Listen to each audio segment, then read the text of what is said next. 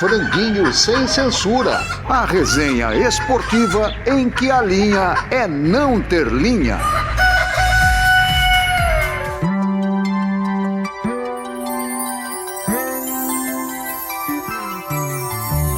Numa folha qualquer eu desenho um sol amarelo, e com 5 ou 6 retas é fácil fazer um castelo. Com o lápis em torno da mão e me dou uma luva, e se faço chover com 2 riscos tem um guarda-chuva.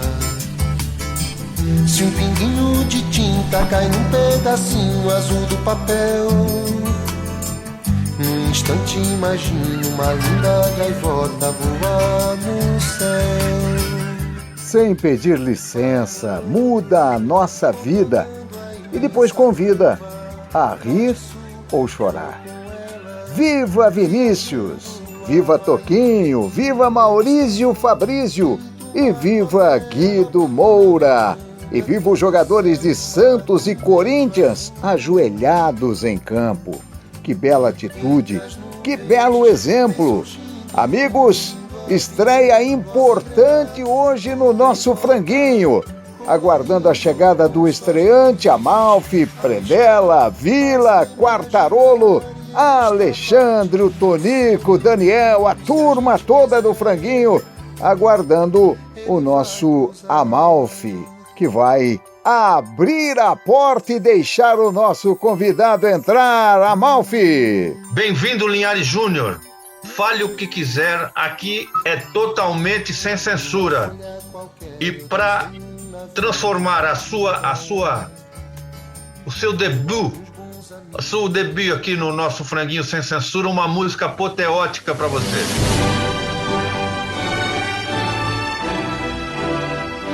Ô Amalfi, muito obrigado a vocês todos aí, né? É um privilégio estar participando aqui do nosso Franguinho Sem Censura. É um projeto aí que eu participei da criação, né? Com todos os nossos amigos. E agora, por conta da minha liberdade, vamos dizer assim, né? Estou podendo ingressar nesse timaço aí. E estou à disposição aqui. E vamos juntos para ver se a gente alegra a galera aí.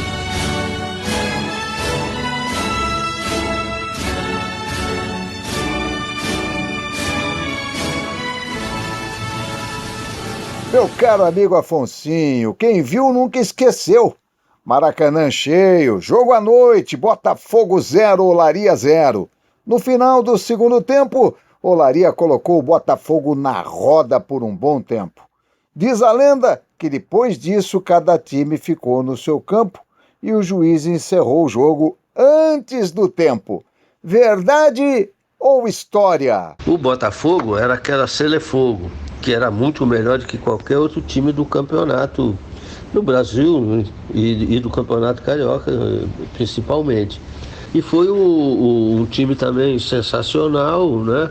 Construído primeiro pelo Paulinho de Almeida no primeiro momento e depois aperfeiçoado com grande genialidade pelo Jair da Rosa Pinto, né? Aquela figura histórica, lendária de tudo que ele significou para o futebol brasileiro, né? Um organizador, e ele montou lá um Olaria que realmente foi a sensação daquele campeonato. E quando cruzou com o Botafogo, o jogo foi se arrastando 0-0 e chegou num ponto, chegando perto do final, a gente ficou controlando o jogo com a bola, né? Ainda tinha o Roberto Pinto também, que era além de ser um jogador extraordinário também, e ainda era sobrinho do Jair, né? Um jogador, cabeça também de organizador. Então a gente ficou tocando a bola, e o time do Botafogo foi se retraindo, uma coisa natural de quem vai se defender e tal, num determinado momento. Como estava chegando no fim, os jogadores do Botafogo ficaram os 11 do lado de lá, né, no campo deles, e a gente com a bola no nosso campo. Ou seja, para eles, o objetivo do futebol é o gol, a gente tinha que atacar, né? buscar fazer o gol, a vitória. Mas faltava 3 minutos e a gente com o domínio da situação, mas não ia lá entregar a bola para eles vir atacar a gente. E então eles assim, numa forma de sei lá, brincar ou menosprezar é muito forte, né? Mas tem esse caráter também. Eles começaram a bater palma, eles eram a Selefogo e a gente era o Olaria, um time do subúrbio. Então ficou o time deles lá do lado de lá batendo palma, a gente com a bola, fazendo a bola rolar aqui do nosso campo, uma coisa realmente, né, inédita e sensacional. E pronto, e também restou aquela frase que eu acabei falando, né, quando o repórter veio me entrevistar ainda no campo. E aí, essa coisa, o que aconteceu, não sei o quê, o que foi isso? Aí eu também, para dar um troco, eu falei, não, é isso aí, quem sabe, sabe, quem não sabe, bate palma. Meu caro Afonsinho, você tem razão, quem sabe, sabe, quem não sabe, bate palma, e para você a gente sempre bateu palmas, é porque você era um grande jogador. Aliás, aquele tempo de futebol onde as pessoas jogavam futebol, não corriam futebol como hoje, mas isso, vão me chamar de saudosista, de qualquer maneira, o mundo evoluiu em muitas coisas. Mas você faz falta, e esse negócio de aplaudir até o adversário, além de ser muito educado, é também uma atitude muito desportiva, né? Hoje em dia, quando acontece isso, é capaz do cara que aplaudir apanhar na arquibancada. Mas é muito legal ver um time jogando bem, mesmo que seja contra o time da gente. É reconhecimento, e é um reconhecimento à técnica e ao bom futebol. Você era assim, né, Afonsinho? Afonsinho é daquele tempo, né, que o jogador sabia que quem cansava era aquele que corria muito. Então ele fazia a bola correr porque a bola não tinha pulmão e a bola não ia cansar nunca. Então tinha muito jogador com esse tipo de técnica antigamente, né? Eles faziam a bola correr bastante, mas eles sabiam ocupar os espaços, enxergar o jogo. E era muito bonito de ver o Afonsinho jogar. Eu tive esse privilégio aí. A gente que é mais antigo viu, né? Eu gostava daquela máxima do Brandão, que ele chamou um jogador, meu filho, vem aqui. Do que é feita a bola? A bola é feita de couro, professor. E o couro vem da onde? Vem da vaca. E a vaca come o quê? Come grama. Então é bola no chão, meu filho, bola no chão. Mas hoje a bola é impermeável, a bola é toda plastificada, ou seja, não é mais a bola virou superficial. E até tem grama de plástico também, né? Então também. A vaca nem come essa grama aí. E nós temos jogadores virtuais. Pode prestar atenção que jogador que corre muito geralmente pensa pouco. Uma vez eu estava falando com o Vampeta, aí o Vampeta disse que tinha um lateral esquerdo, acho que até contei essa história para o Linhares. Ele falou assim, olha, meu filho, ele era, o Vampeta, ele era técnico do Grêmio Osasco. Ele falou assim, olha, meu filho, você pega a bola, dribla o lateral e cruza. Ele falou, pô, professor, se eu soubesse fazer isso, eu não estava no Grêmio Osasco. Eu estava no Barcelona, né? Ele falou, eu estava no Barcelona, não estava aqui no Barcelona, não estava no Grêmio Osasco. Se eu soubesse fazer isso, né, professor?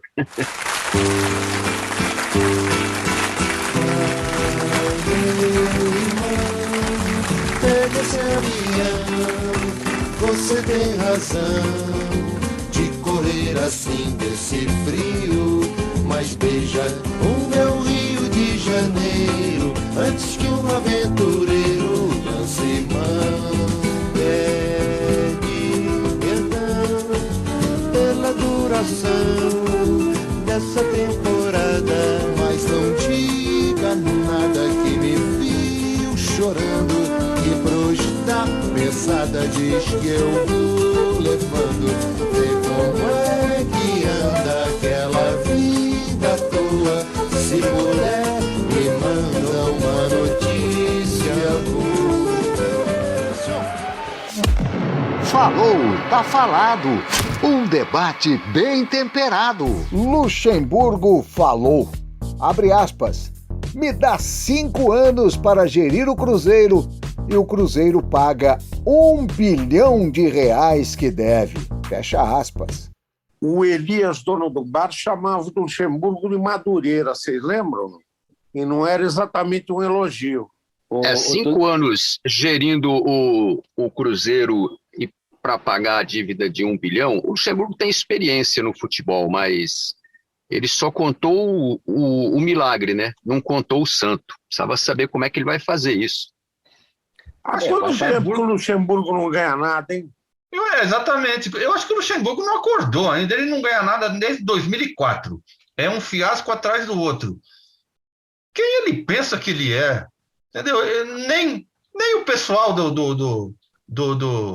da Globo chama ele para fazer entrevista, que adorava ficar levando o Luxemburgo e dando beijinho no rosto e ficar aquela babação de ovo com o Luxemburgo.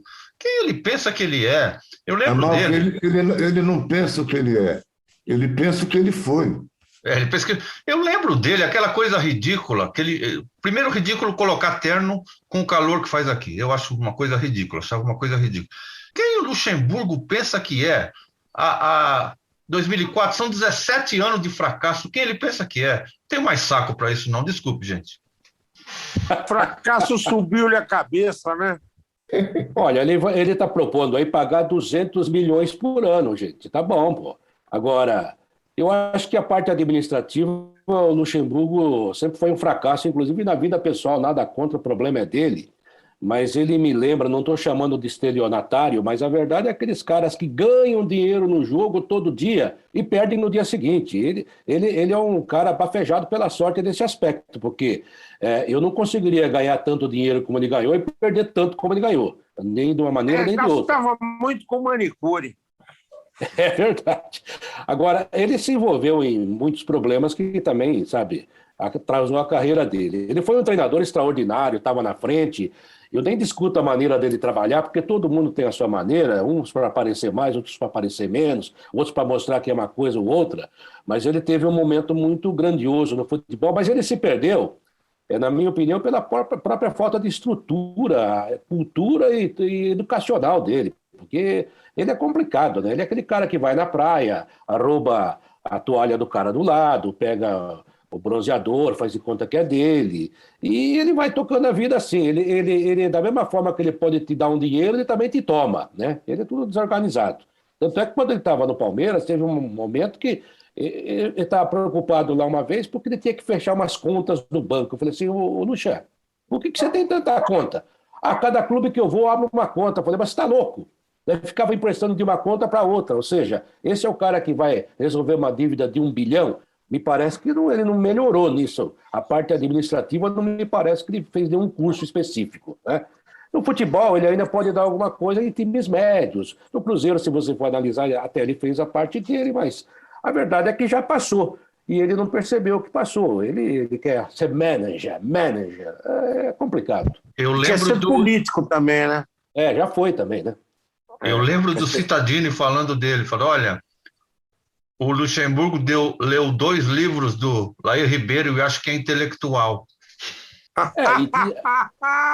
E tinha aquele negócio. Esse é o Cittadini que faz falta, né, gente? Aliás, Cittadini, você está convidado para vir aqui no nosso Franguinho Sem Censura. Isso é excepcional o entrevistado, né? Agora, com o Cittadini, eu já contei aqui no Franguinho o negócio da irmã dele, né? Que era mãe de santo, aquela que faleceu lá no Espírito Santo. Ela trabalhava para ele, mãe de santo. Quer dizer, o cara ganha 1 milhão por mês, precisa trabalhar com ela. Então contrata a mãe de santo que faz o time ganhar, né?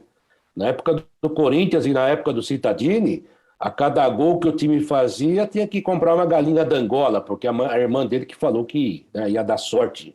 E daí ele ganhava 15 mil por mês. O Dick Law lá daquela empresa americana não queria pagar. Aí o Cittadini foi genial, falou assim, amigo, vocês lá nos Estados Unidos não tem nem 13º andar porque são supersticiosos. Aqui no Brasil a nossa superstição é essa. Aí o Dick Law da MSI falou, não, peraí, se eu vender dessa forma que você falou, eles pagam. E eles pagavam.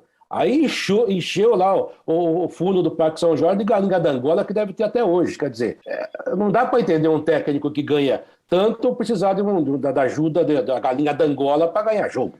E vou dizer mais uma coisa que o Cittadini falou também, já que estamos metendo pau, o Cittadini falou, olha, não adianta ele ficar colocando aqueles ternos Hugo Boss. Para ele parece Ducal.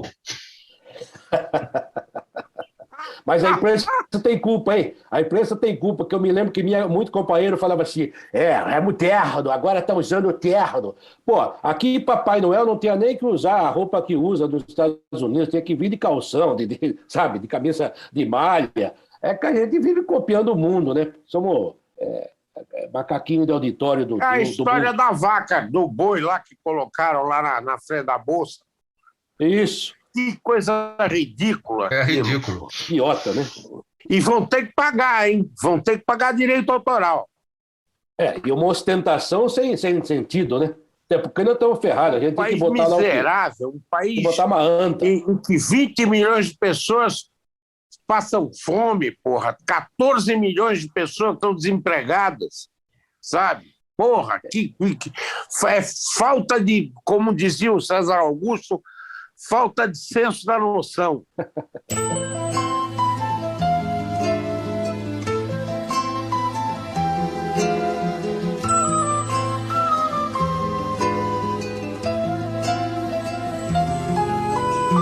Por céus e mares eu andei, vi um poeta e vi um rei, na esperança de saber o que é o amor.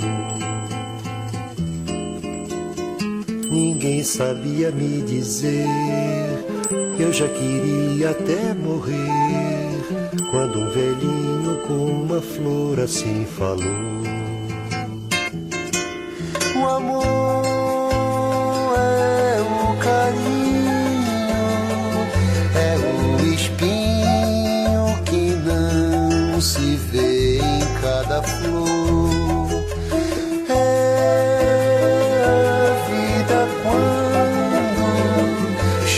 Sangrando, aberta em pétalas de amor. Nuvem passageira veio como um raio e sumiu. Pablo custou uma grana aos cofres do Morumbi. 6 milhões de euros. A contratação mais cara da história do clube.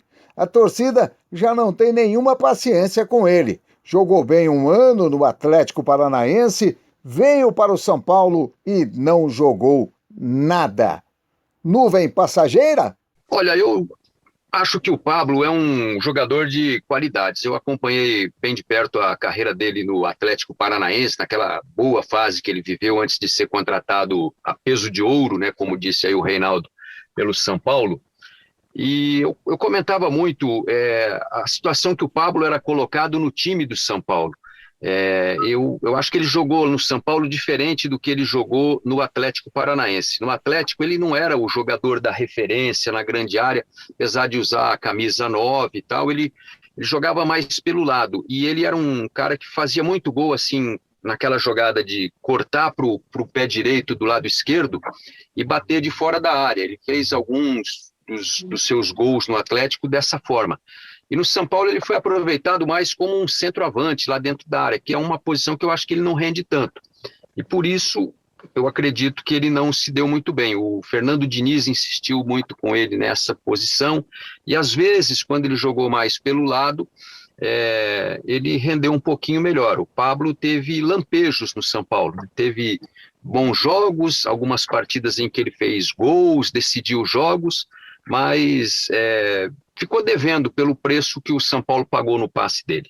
Eu não acho que talvez o Pablo devesse ser emprestado, com todo respeito, assim, para um Red Bull Bragantino, alguma coisa assim, para ele... Atlético Paranaense. O Atlético Paranaense, para ele recuperar a autoestima, porque tá claro que a autoestima dele tá no chão, né? Ele não consegue jogar... A torcida do Atlético Paranaense o receberia de braços abertos aqui, viu? Eles gostam muito do Pablo. Porque a autoestima dele está no chão, né? Ele precisa, assim, de uma injeção de autoestima, eu não sei. Ele não parece ser esse jogador tão ruim assim, não é tão bom quanto 6 milhões de euros, mas ele não parece ser esse jogador tão ruim. Mas, por enquanto, é nuvem passageira. Mas aí que tá, né, gente? Quando o São Paulo contratou o Pablo, é igual esse Rony do Palmeiras. É aquele jogador que você vê à distância, você acha que ele tem muita qualidade, quando chega perto você vê que tem defeito também. É normal. Mas você não pode criticar, eu não criticaria, eu não sou São Paulino, gente, sou santista, todo mundo sabe. Eu não critico a diretoria de São Paulo por fazer um esforço e contratar o Pablo, que estava em alta, todo mundo queria, aí ele chegou. Eu acho que o São Paulo não o ajudou da maneira... O Linhares falou tudo, é verdade. Ele é um jogador mais de lado do que de centro. Ele pode se adaptar? Pode jogar algumas vezes. Mas é preciso treinamento, é preciso que o time ajude. Eu não acho mau jogador. Se quiser mandar lá para o Santos, ele joga. E com certeza vai fazer sucesso novamente. Agora, ele não era nenhum gênio, todo mundo sabia. Mas naquele momento, ele era um jogador em alta. E o São Paulo foi lá e fez uma grande contratação para a época. Não deu certo, isso acontece. Agora, eu acho também que os técnicos que passaram pelo São Paulo, é aquilo que a gente fala do Tite. Se é centroavante na seleção do Tite, você morre de fome. O time não joga para o centroavante. O centroavante tem que marcar zagueiro. E o Pablo, a gente vê ele em campo, ele já não tem mais, o Amalfi tem razão, ele não tem mais confiança para jogar, a torcida está contra ele, os próprios jogadores parecem que não confiam mais nele. Então seria muito legal ele sair para recomeçar a carreira ou recuperar a sua carreira. Eu não acho mau jogador, não. Mas, realmente, no São Paulo não fluiu. Aos 17 anos, ele ganhou um concurso de melhor cantor na radiodifusora de Uberlândia, ao cantar no programa de calouros Astros e Estrelas do Amanhã. Bola no Canto, a música do futebol, com Ailton Amalfi.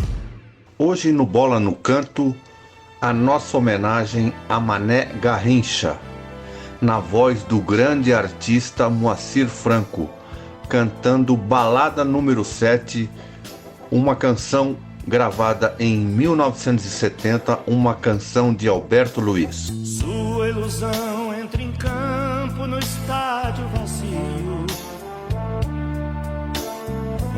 uma torcida de sonhos. O mineiro Moacir Franco é um grande artista, grande cantor, grande compositor, pioneiro da televisão. Então nada mais justo do que, junto com Mané Garrincha, o nosso Franguinho Sem Censura, fazer uma homenagem a esse grande artista Moacir Franco. Hoje outros craques repetem as suas jogadas, ainda na rede balança seu último gol. A letra da canção diz tudo. Um jogador olhando para o passado e revivendo o passado, revivendo suas jogadas e a melancolia de ter a carreira encerrada. Suas pernas cansadas correram pro nada e o time do tempo ganhou. Cadê você? Cadê você? Você passou. O que era doce, o que não era, se acabou. Cadê você? Cadê você? Você passou. No videotape do sonho a história gravou. Ergue os seus braços e corre outra vez no gramado. Mané Garrincha, por ser muito puro e ingênuo, acreditou em todo mundo e por isso teve o fim que teve. Não teve o fim que merecia. Merecia muito mais pelo que fez pelo Brasil. Toda recordação faz distintivo do seu coração, que as jornadas da vida são bolas de sonho que o craque do tempo chutou. Cadê você? Cadê você? Você passou. Mais um pouco de Balada número 7 de Alberto Luiz com o grande artista Moacir Franco. Cadê você? Cadê você? Você passou. No videotape do sonho a história gravou. Cadê você? Cadê você? Você passou. O que era doce, o que não era, se acabou. Cadê você? Cadê você? Você passou. No videotape do sonho a história gravou. Cadê você? Cadê você? Você passou. Franguinho Retrô, com Tonico Duarte. A crônica sem censura.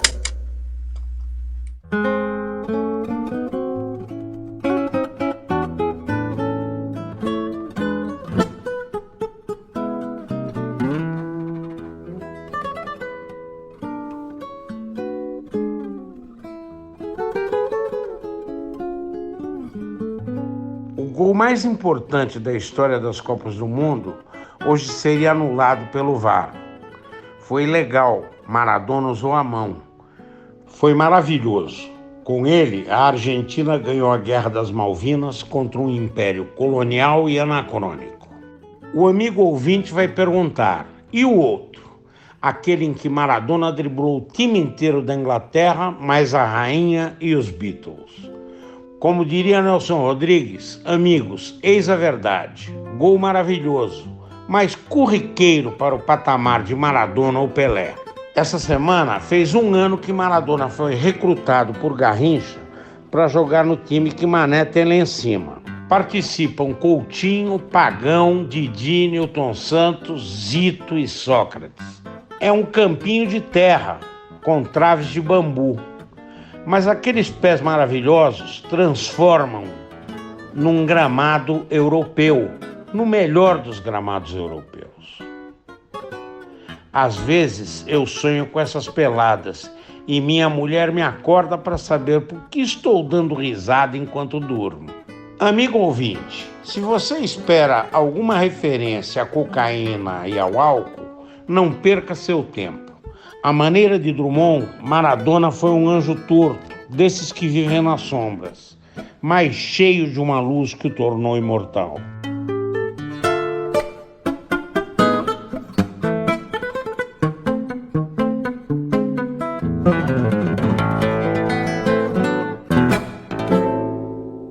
Dois monstros sagrados no par ou ímpar desta semana. Par ou ímpar, quem jogou mais? Um é ídolo do Boca e o outro, ídolo do River. Rivelino Teixeira quer saber quem jogou mais, Riquelme ou Francescoli? O Francescoli, uruguaio, né? Por incrível que pareça, ele é mais ídolo na Argentina do que no próprio país. Ele só jogou na Argentina também, né? Jogou no Racing lá de Paris, né? Time que já não existe mais. Mas jogou no River Plate. Ele era ele era um cara no River Plate. Eu acho até que se ele fosse argentino, ele teria feito muito sucesso na seleção argentina, né? Se ele fosse argentino. Ele pegou também uma geração uruguaia muito fraca, né? Na época que ele disputou duas Copas do Mundo. E a geração argentina era forte nessa época. É verdade. Mas eu acho que o Riquelme, até como história, como jogador, foi maior do que o Francescoli. O Riquelme é um dos maiores ídolos, né, do Boca, da seleção argentina. Eu acho até que o Riquelme, numa escala de jogadores argentinos, ele está atrás do Maradona, porque eu considero o Messi espanhol, né, como jogador de futebol, não como... O Messi é espanhol. O Messi é um espanhol. Se o Messi tivesse a cidadania espanhola, hoje a Espanha teria, 3 títulos mundiais e o Messi seria tricampeão mundial também, se ele tivesse adotado a cidadania espanhola. Eu acho. Esse é um papo bom para outro dia aí, né? E eu acho que o Riquelme, depois do Maradona, talvez tenha sido o maior jogador argentino. Desconsiderando o Messi argentino, né? Deixa bem claro. Uma vez eu peguei um motorista de táxi na Argentina e ele perguntou para mim, quem é melhor, o Pelé ou o Maradona? Aí eu falei para ele, eu acho que é o Pelé, os números também acham isso. Aí ele olhou para mim, deu risada e falou assim, o Maradona não é nem o maior jogador da história do futebol argentino. Aí citou o José Manuel Moreno, que era meia da máquina do River Plate. Eu não sei, eu não vi o Moreno jogar. Para mim, o Maradona depois do Pelé. Depois do Pelé, o segundo tá vago, o terceiro tá vago, aí em quarto vem o Maradona. E lá na Argentina eles gostavam muito do tal de Bottini, né? Que faz Bottini. O Boccia. O Boccia. Jogou muita bola. O Boccia jogava mas pra cacete, jogava no Independente, era um carequinha. Isso, jogava demais. Agora, entre o Riquelme e o Francescoli, não sei porquê, a cara dele me lembrava do Cruyff, né? Mas ele é um grande jogador, extraordinário, mas o Riquelme foi mais jogador que ele, na minha opinião, até pelos números, né? Ganhou mais. E o Riquelme, eu não vou dizer que sou amigo do Riquelme, nem que fiz amizade, mas ele que não gostava de dar entrevistas, no papo assim, em off, às vezes soltava algumas coisas maravilhosas, né? Naquele jogo em que o Palmeiras decidiu com o Boca, que o Boca decidiu com o Palmeiras, depois daquele roubo contra o Palmeiras lá em Buenos Aires, o Baldo Aquino, aquele ladrão, aí o Boca estava concentrado aqui em São Paulo, no Novo Hotel, fui lá de manhã para fazer matéria, até já escrevi sobre isso, e cheguei lá, estava uma roda de jornalistas argentinos, entre eles alguns amigos meus e alguns jogadores do Boca, e o Riquelme no meio. Aí eu perguntei se o Riquelme podia falar com a gente, ele não habla em dia del partido. Aí o cara, pô, mas você está falando com ele agora aqui? O próprio argentino falou isso para ele. Não, aqui é uma charla de amigos. Tá bom. Aí quando eu fui subindo para o segundo andar para comer alguma coisa, ele estava no elevador. Eu falei assim, ô Riquelme, só me conta uma coisa, esse Bianchi aí é bom treinador mesmo? Ele falou assim, mais largo que treinador. Eu nunca mais esqueci isso. E gosto do Riquelme. Mais largo que treinador. Falei, meu Deus do céu. Sim. E eu lembro no jogo que a gente estava transmitindo pela Jovem Pan, aqueles tubos de sábado à tarde, que não tinha nada no final do ano, e o narrador, que eu não vou falar o nome, falava assim, Barcelona jogando. Toca Barcelona, Valência, toca Román, recebe Román. Como joga o Román? Eu falei, é o Riquelme. O time do Boca, na época do Riquelme, tinha muito bons jogadores. O Francescoli levava o River Plate nas costas. O Francescoli eu vi muito pouco jogar, não lembro muito dele. Mas o Riquelme é culpado eu acho que dos jogadores que eu vi mais jogar numa partida, que foi na Libertadores contra o Grêmio.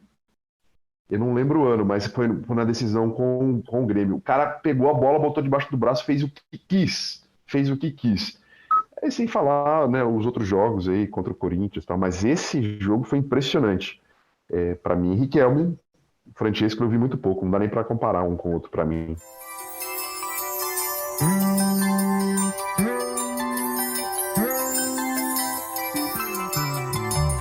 Numa folha qualquer eu desenho um navio de partida, com alguns bons amigos, bebendo de bem com a vida. De uma América a outra eu consigo passar num segundo. Giro um simples compasso e num círculo eu faço o mundo. Um menino caminha e caminhando chega no muro, e ali logo em frente a esperar pela gente o futuro está. Quem pede tem preferência. Quem não chora não mama. Esse pessoal do PSDB que gastou essa baita grana para fazer essa convenção que não resolveu nada, podia pegar um pouquinho desse dinheiro e colocar no franguinho aqui, sabe? Coloca no franguinho, a gente pelo menos decide alguma coisa, fala que o Riquelme é melhor do que o Francescoli, sabe? Tem opinião. Porque, porra, que coisa triste o tucano ser um animal em extinção, né?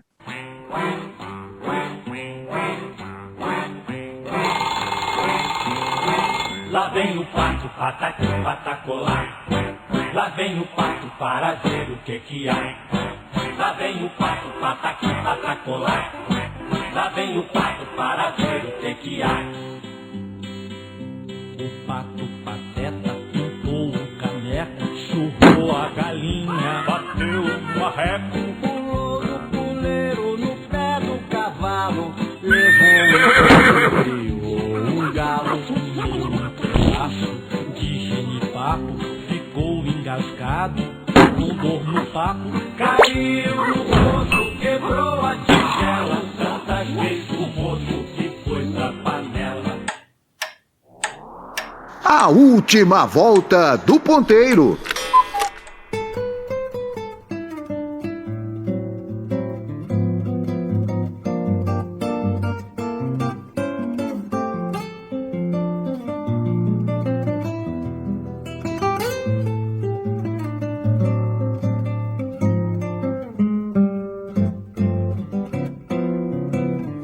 Nascimento Silva 107, você ensinando pra Elisete as canções de Canção do Amor demais. Lembra que tempo feliz, ai que saudade, Ipanema era só felicidade, era como se o amor doesse em paz. Nossa famosa garota nem sabia a que ponto a cidade turvaria esse rio de amor que se perdeu. Mesmo a tristeza da gente era mais bela, e além de se via da janela um cantinho de céu e o Redentor.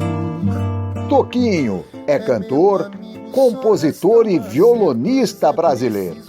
É conhecido pelas parcerias musicais com o poeta Vinícius de Moraes. É um dos grandes cantores, compositores e violonistas da música popular do país. Antônio Pet Filho nasceu em São Paulo no dia 6 de julho de 1946. Filho de Antônio Pet e de dona Diva Bondeoli Pet, descendentes de italianos.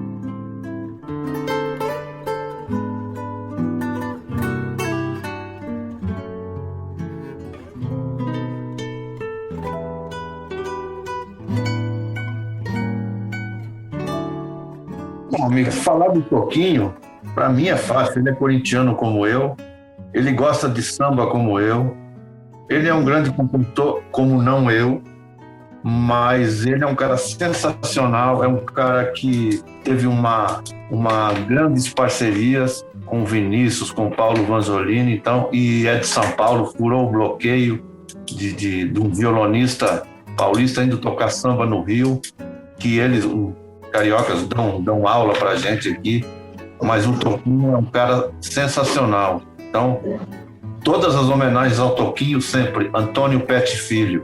Eu acho ele um grande violonista, um grande instrumentista. Foi companheiro de jornada do Chico Buarque lá em Roma, mas eu andei lendo umas declarações dele a favor de uma figura aí que fiquei meio com o pé atrás. Seja feliz. Eu vou só analisar o músico, que eu acho extraordinário, e ele não é o maior cantor do mundo, nem será, nem mesmo do Brasil, mas eu gosto do cara que sabe testar seu limite e joga no seu limite. Ele é um cara, quando canta, muito agradável, afinado, além de ser um violonista extraordinário, né? Agora, o Tonico, realmente, a posição política foi decepcionante, então paro por aqui. Eu, como sou músico frustrado, né, metido a tocador de violão, admiro o Toquinho desde a minha primeira aula de violão, quando a professora Dona Rosa, em Avaré, quando eu tinha 9 anos, me mostrou a Aquarela pela primeira vez. E eu falei assim, nossa, quero tocar essa música. Frustrado porque eu nunca consegui tocar, porque ela é meio difícil pro meu nível. Mas o Toquinho tem algumas qualidades, além de música, como é um bom contador de história, né? Conta muitas histórias, principalmente do Vinícius de Moraes, de quando eles estavam juntos, como construíram algumas letras juntos e são muito engraçados. Então, eu me identifico, né, com o Toquinho pela música e por ser um contador de história, né? Eu, quando era repórter, gostava disso. Então, acho muito bacana esse lado dele. Eu, como músico, assim, estilo Alê, né? Eu fiz uma parceria com a minha mãe, né? Eu tocava baixo e ela bateria. Eu tocava baixo, ninguém escutava e era muito ruim. E minha mãe falou que se eu continuasse com aquilo, ela me bateria. Toquinho foi um gênio, assim, né? Olha, quanto à opinião política do Toquinho, realmente é o que se chama de cochilo do gênio, né? Cochilo do gênio. Mas ele está em tempo ainda de repensar. Tem eleição ano que vem. Eu acho que está em tempo de repensar. E dizem que o gênio Toquinho... não é Deus, né, Amalfi? Também tem defeito. Exatamente. E dizem que o Toquinho joga futebol muito bem, né? E diz que o Politeama do Chico Buarque nunca ganhou dos namorados da noite. Isso dito pelo Miele. E o Miele também é carioca, é suspeito. Fala assim, vocês nunca ganharam dos imbatíveis namorados da noite, o time do Toquinho. Então, além de ser um grande compositor, um grande cantor, um grande violonista, um cara com muitos amigos, tem esse cisquinho aí da função política que ele vai mudar. O Toquinho é um cara muito legal. Valeu, meus amigos. Franguinho tava delicioso, tava tudo muito bom. Obrigado, garçom. Valeu. Abraço, amigão. A geladinha também tava ótima, hein? Valeu. A gente volta na próxima semana com mais uma edição do Franguinho através do Instagram, do Facebook. Obrigado para você por nos acompanhar, por compartilhar também com os amigos. E o Franguinho, lembrando, sempre na Bravo Web Rádio aos sábados, às 6 da tarde. E agora, a reapresentação na Bravo Web Rádio às terças-feiras, às 9 horas da noite. Grande abraço, até a próxima!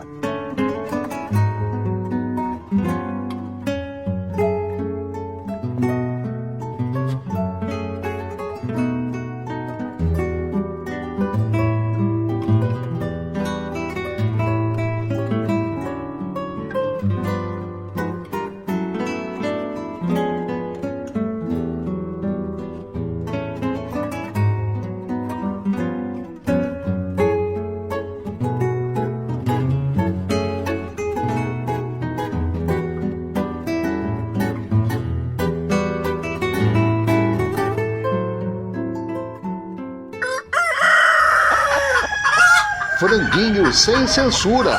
A resenha esportiva em que a linha é não ter linha.